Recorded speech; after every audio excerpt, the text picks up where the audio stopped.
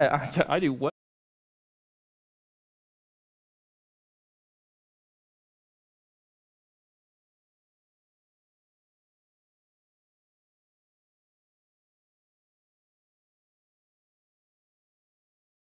Right. What happened? What wrong?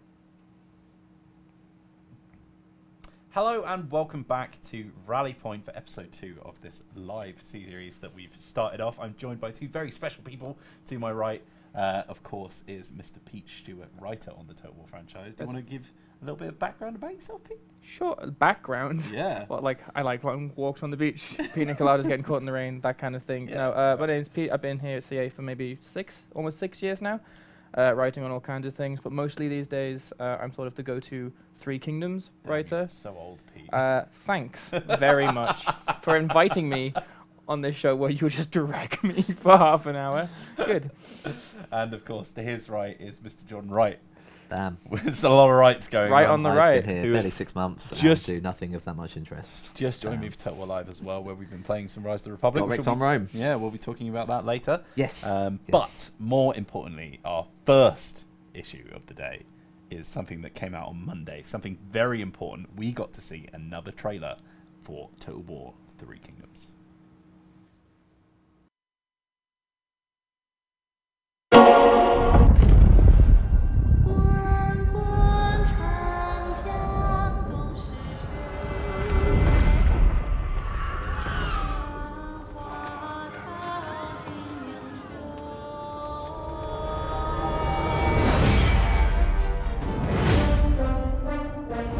My children, from this disorder, we have found opportunity.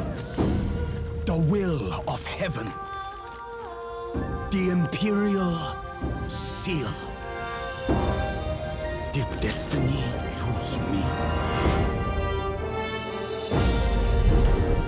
The tyrant fled west to Chang'an, with his grip on the world failing.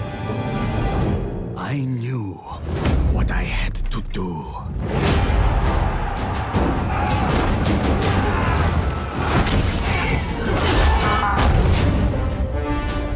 And what of our so-called coalition?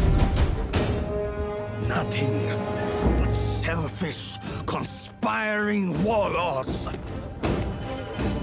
We can trust only ourselves. You, my children, will see our Sun dynasty rise. You are my purpose, my destiny, the legacy of Sun Jian, Tiger of Jiandong.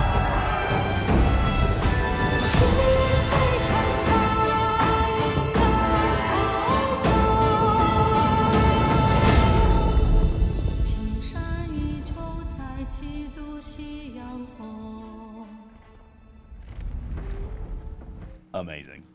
Really I cool. know. I know. So, of course, we got to see the Sun Jian trailer for Total War Three Kingdoms, and Pete, you have been heavily involved in making that a thing. Well, I didn't.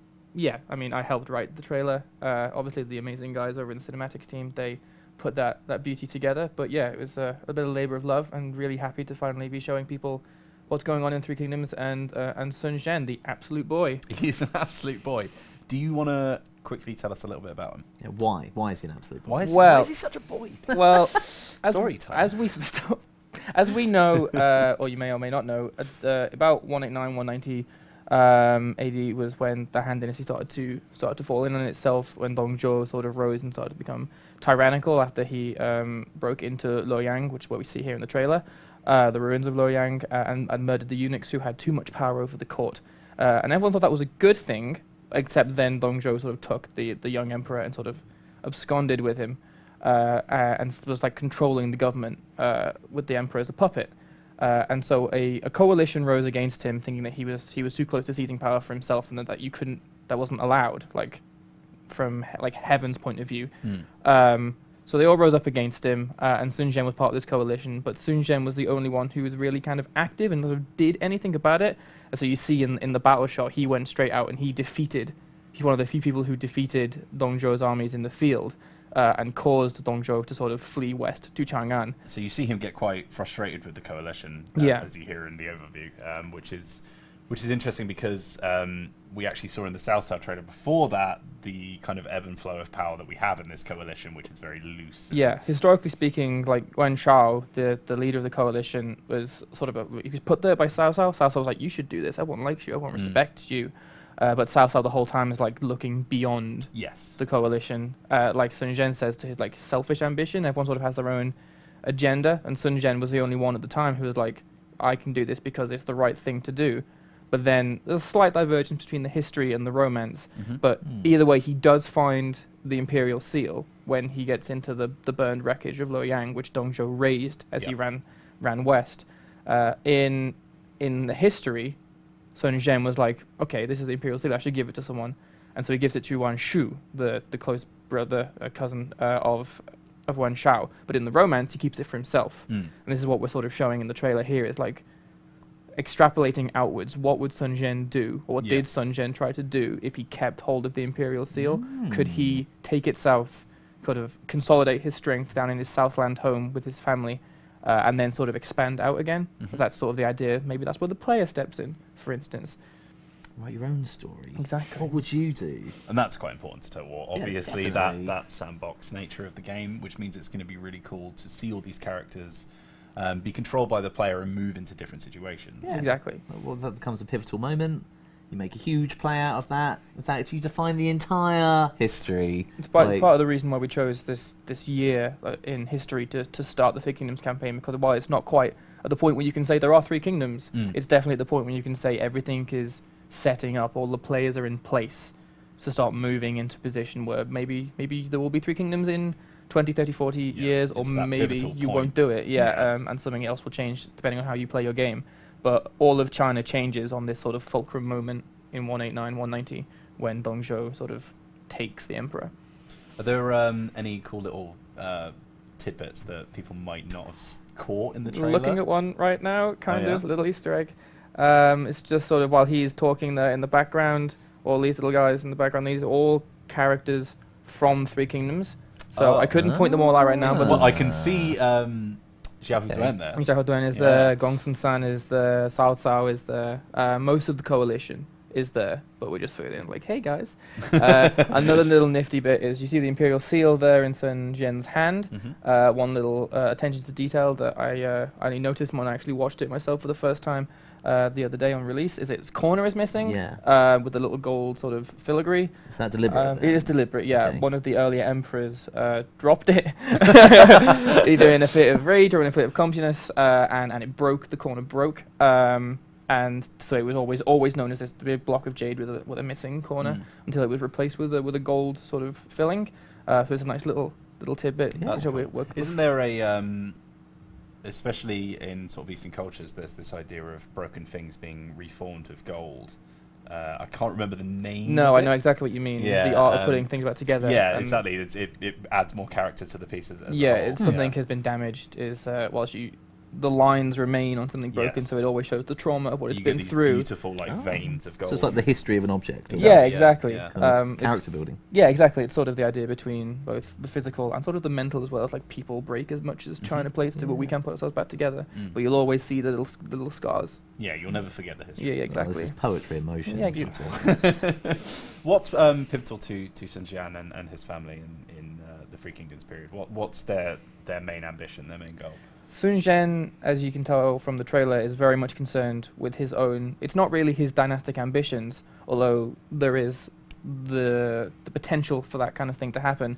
He's very concerned with safeguarding himself and his family. So his children, Lady Sun, Sun Se, all of those. He's very concerned with sort of safeguarding the Southland, which is where he's from, like the bounteous, sort of very, very rich and fertile Southlands, and holding on to that as he sees the rest of China sort of starting to crumble into civil war and disarray. It's hard to know from the history versus the romance whether or not he really did harbour ambitions of his own empire. The romance certainly leans into that more than the history. But in the history, he's just very much concerned with defeating Dongzhou and sort of safeguarding both the emperor, because he was a servant of the Han, as they all were, and also his own family. Mm-hmm. Well, there you go. Very interesting. We're also going to see, obviously, all of the characters from that dynasty. Yes.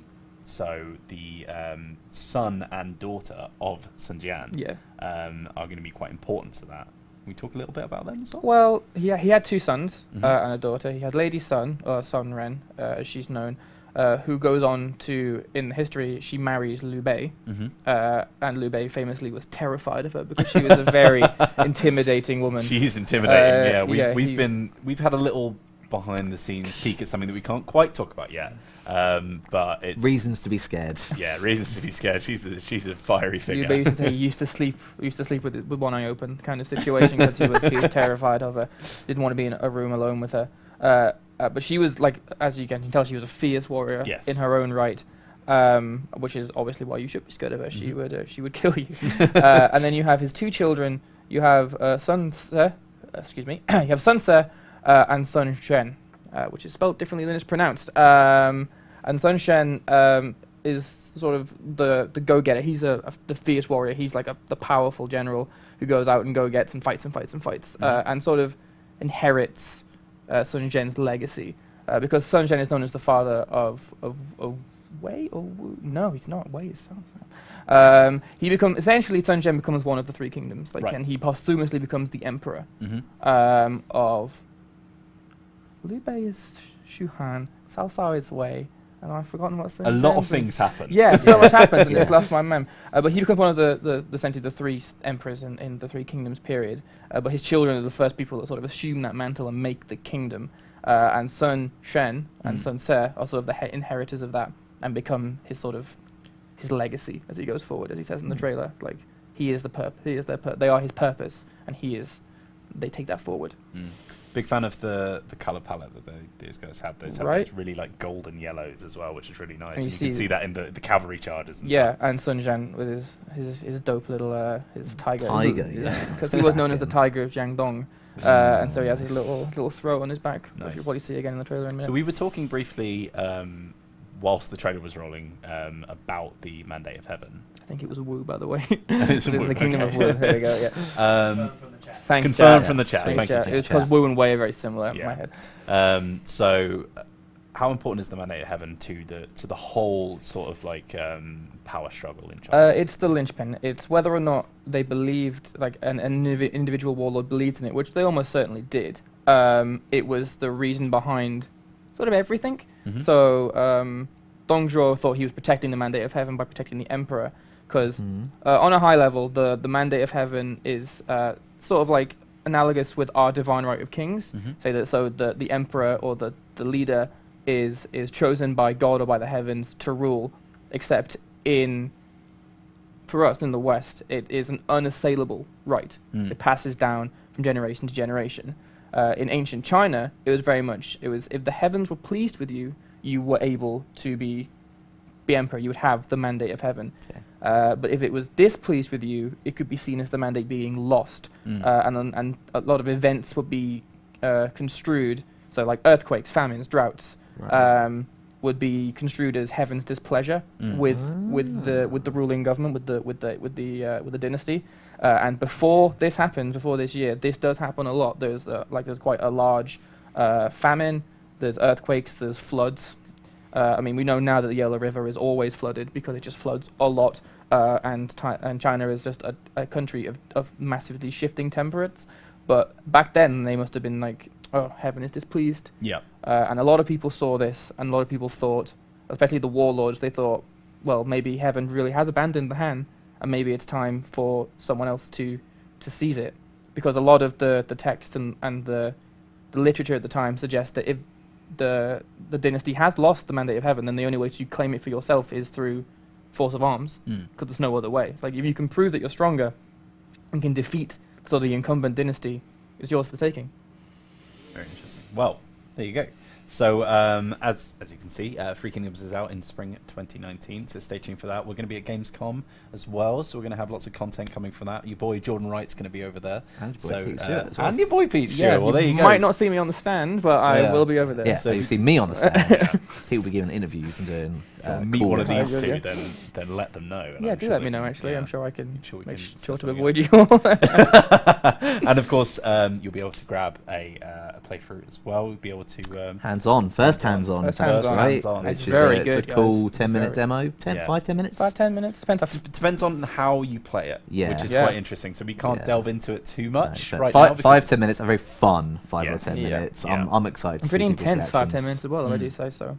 And a very beautiful setting as well. It's Absolutely. one thing that you'll see is with the art design in Free Kingdoms, Yeah. they've really Oh, they've nailed it. pushed down. it to This is just such a beautiful. As the piece trailer of shows art. that as well, man. It's Yeah. just Yeah, it's just yeah, gorgeous. just those glimpses of the campaign map Yeah. going through, all the reflections and the light. Looks Oh, absolutely this is stunning. another exciting thing that we haven't even talked about. The fact that it's the campaign map reveal as well. It's the first Yeah. time that people are going to get a glimpse of that campaign map. Which is You know what I really love interesting. seeing? The city kind of Growing, deconstruction yeah. and reconstruction Yeah. happening. That's so. Oh, it was a fave of mine for a while. a I bit, love- a bit sped up, but definitely does move Mm. like that. And one thing that can't talk a huge amount, I don't think, but nice to see was like, was that a day and night cycle I spotted on Oh, what's this? the? It starts off in the evening, doesn't it? Mm. Or the sunrise or the sunset. I can't remember which way the camera is going. And then by the end, it's daytime. So Yeah. maybe there's something there. Who knows? What's really nice, because we did a little play test demo company wide, just doing a little bit of campaign, just to spot any things that need to be worked on. Yeah. And what really struck me about it was the sort of presence the characters have on the campaign map. They really feel like they pop. Yeah. With really, really beautiful contrast of colours between the terrain that they're on and these lavish outfits that they're wearing. Yeah, I think it's certainly a big deal considering because the characters are meant to be even in historical, they're sort of larger than life characters, which are they define the era. You know, so you have in Total War titles previously, it's your generals there, your generals there, your generals there, your generals there. But if you launch Three Kingdoms and you play, you go, oh, there's Sun Jian, there's Dong Zhou. At a glance, you know that's exactly who you're talking about. They really pop. Yeah. All right, so two other things that we've got to talk about today, and they're both Rome related. The second thing that we're going to be talking about, of course, is if you watch the Total War live stream before this, Rise of Republic. Bit of a struggle. Yes. Playing as Rome for Yes. the first time on Rise You of had a Republic. struggle. I was fine. I went gun ho. You supported the decision wheels. We'll talk about this after the show, okay? Rise of the Republic has today, this morning, had a hotfix. Yeah. Small bug. Small bug, sorry. Source patch. Addressing a few small bugs. The main points to say is that people are struggling a little bit with secessions. Yes. Happening Yeah. a lot. So you start off, you've got your campaign, you're playing along, and you've got a secession protection period where civil war just cannot be an issue, as every starting faction has a political party kind of meter, and so there's always someone in contest with you. You can do things to effectively, drown their support and try and dominate them, or equally just kind of respect them and go along with it. Generally what's going to happen there is people have found your protection ends, and you're into your conquest, you're taking a few cities, secession pops up. Maybe you've chose decisions where they don't necessarily get supported that much, so I think that's been tweaked a little bit. So the public order bonus, just as if you crushed a rebellion, if rebellion pops up, you address it quite quickly, immediately that -99 public order might get a +20 boost. Yeah. And you're back on track with things. You've addressed it, and that's great. Same with this, really. Secession happens, and if you're able to quell it, and I mean, it's cool. They have a separate art for a secessionist party forming. Nice. They make their own little party and that. So it's all. I think it's done well. Just it's people have been finding it difficult because if your conquest is quite far away, secession could take an army, a city, 5 cities, half the kingdom. I don't know if that's randomized on how strong the support is for the opposition I think party. it's based on provinces and how much power they have and stuff like that. So we saw all of that being tweaked when we had the Empire Divided release. So obviously the politics system came with that. But now that we've got the family trees and stuff like that, also taking part of that power struggle inside your empire, you're going to see that pop up as well. So now that they're starting to push together and they're grinding up against each other, there's little bits of you like that one, did you? A little bit of balance tweaks. Little balance tweaks that need to be added to make sure that they're working together. So that's a public order about kind of drive after you defeat any type of secession sticking up, which was one of the main problems. The other one was disembarking from naval. Plenty of coastal provinces, because of obviously it's Italy. It's a way smaller map in Rise of the Republic as well, way more focused on Italy, and just a few small surrounding regions. Carvish just nips in there, Sardinia's there. So disembarking from ships had a little bit of an issue. So we're going to be addressing that, or has been addressed. Because ideally you should just be able to just click and drag, select all your ships. There'll be a kind of like a foot and an arrow icon on the shore. Just double click and it should just go. And I think just a few of the slots, like we saw earlier, and one of them just won't quite have in it. So that should have been addressed as well. Other than that, a few very minor things, crashes from replays in a few very specific situations. A Desert Kingdoms fix has gone out as well. Nice. Technologies specifically tied to needing to own a certain amount of regions. And just a few other small inconsistencies. I'd say nothing like an agent, the trap action for one of the agents. Generally, I'd say nothing terribly harsh, but just it's people playing on normal, as we were earlier, or even hard, are finding it quite difficult. It's definitely one of the hardest DLCs that we've ever put out, I think, and which is quite interesting because you know, a lot of the time, especially with Rome 2, we tend to find that lots of people are still playing it, but it's our veterans, right? Yeah, it's people who've been playing it for years and years and years. So we did want to give them a bit of a challenge, right? You know, I think so. And maybe we pushed that a little bit too far. We don't know, but obviously, when you've just released something, balance tweaks need to be put in. And it does sound an awful lot like you're trying to make excuses for the fact that you didn't do so well today on the stream. Whoa! Speak for yourself, mate. I did absolutely fine. My previous Sam Knight campaign had 2 remarkable victories against the odds. I had a heavy lunch. I haven't drunk a lot of water today. These shorts are tight. Sure, I mean, the temperature is all off. It really is. I mean, this room the is rotation of the moon is affecting my chakra. Jupiter is descending. So one thing that's important to mention as well, these are beta changes, so there's still little tweaks that are being made. We've pushed it live to the main branch, I think, so that it will just update your game, so you don't have to opt in or anything like that. I'm not sure if that's changing or if that's staying the same. You can just stick with the Ancestral update if you haven't got Rise of the Republic. That's fine. That's graphical improvements on the highest end and other stuff. And if not, this has been rolled out. I'm sure another one will be going out again after that anyway. The boys of Sophia are working hard. And to be honest, again, I think the difficulty is reflected. It's in a period of kind of change. Rome is only about 100-odd years into being a republic at this point, with all the Publius, Furius, Camillus, or whatever they were. Lucius, Camillus. But there's a lot of Greek-style warfare that was kind of adopted by Italy, seems to be slowly changing. So that kind of Roman military style doesn't really come in until after Brennus has sacked the hell out of Rome. So. Well, that's the thing about early Rome, is that you don't realise how many times they came really, really super close to absolute catastrophe. Well, it's why there's so many like pivotal characters that were. The reason they're so famous is because they were the last chance. Well, it was like, I saved Rome. I saved Rome. I saved Rome. Yeah. Like, no one says like, "Oh, I enjoyed Rome at a really easy, normal time." It's like, it always wasn't that. So I think generally the hardness is kind of reflected by the time period, because Gauls start off with a fairly easy challenge. I found like they just melt everyone. Rome starts with a hard challenge, so it depends the race you choose in, what's going on. I think it's still at its core an excellent piece of DLC, very much worth going loads to. Of content, loads of I've learned tons of history from it just out of it. I've never looked at Rome in that section because History Review always looks at the start here, don't you? Right. Marius Reforms onwards.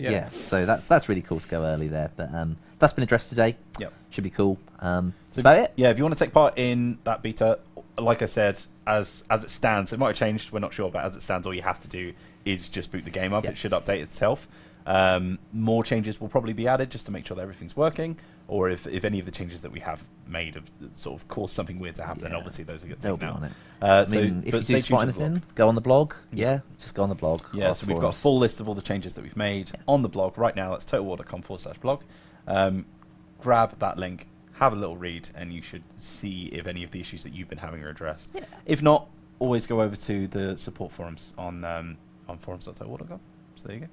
So another little interesting bit of Roman history, and this is not just history of Rome, it's the history of video games, because we're looking back at the first Rome Total War. Whoa. Because a very, very cool announcement was made very recently about something coming to the iPhone. Could it be? What can it be? Oh my god, they're releasing Doodle Chump 2. No way. I've waited so long for this, I tell you. So we've got a trailer that we're going to show you in just a second, and of course we're not going to be that sly about it. Rome Total War is now available on iPhone. Woo! Which blows my mind, and I think we've got the trailer live ready to go right now.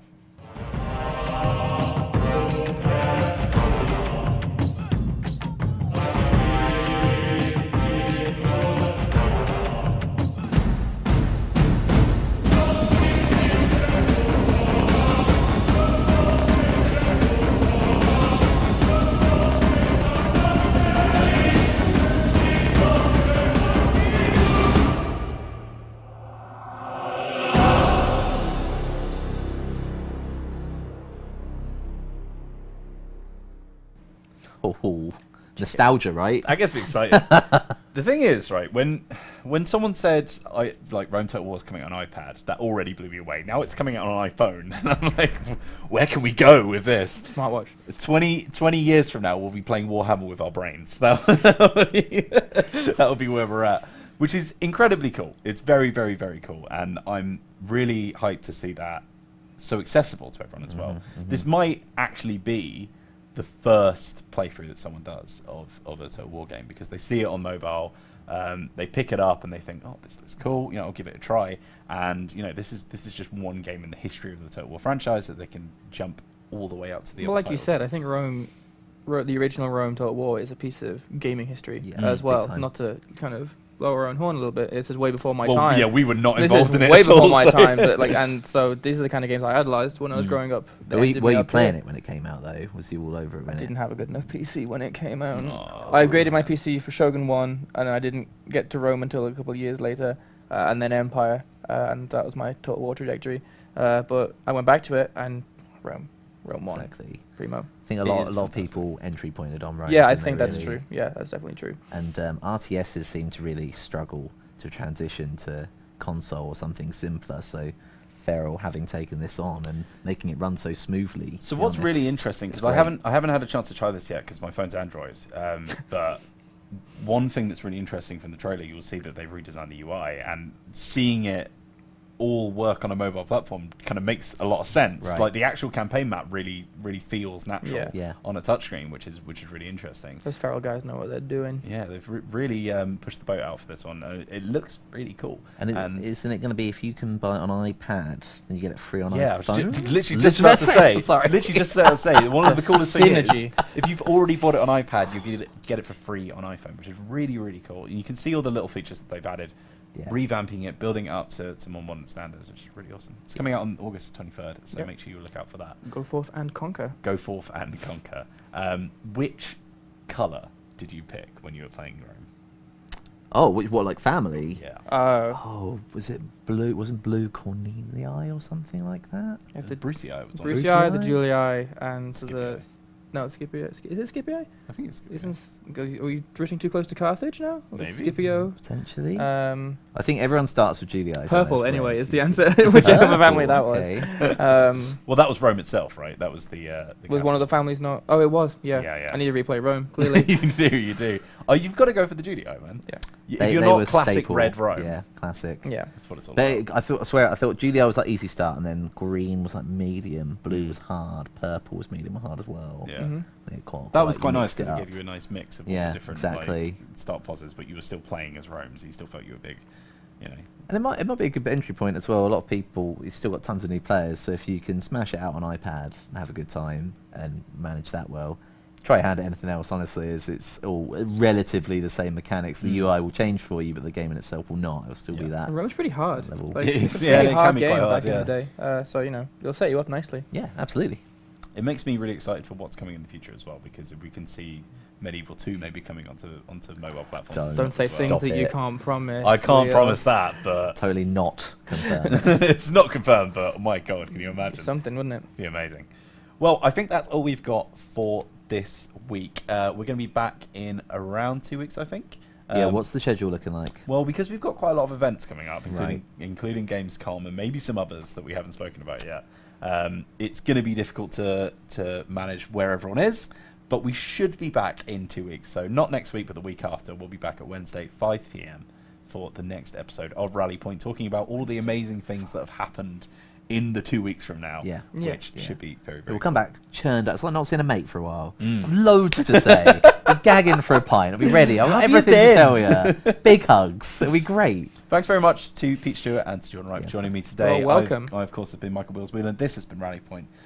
Make sure you stay tuned to all of our social media platforms for updates on news. But if you can't be bothered to do that, then we'll see you in 2 weeks with all that news anyway. Look at his watermelon socks. Look at my watermelon socks. You wanted There to we see- go. Look at how they pop. Wanted- Great. Wanted them to This see. navy top shade as well. Great stuff. Yeah, we are. We've got a very Yeah. blue palette, It's haven't a we? game developer. Thanks very much for watching, and we'll see you next time. Yeah. Bye.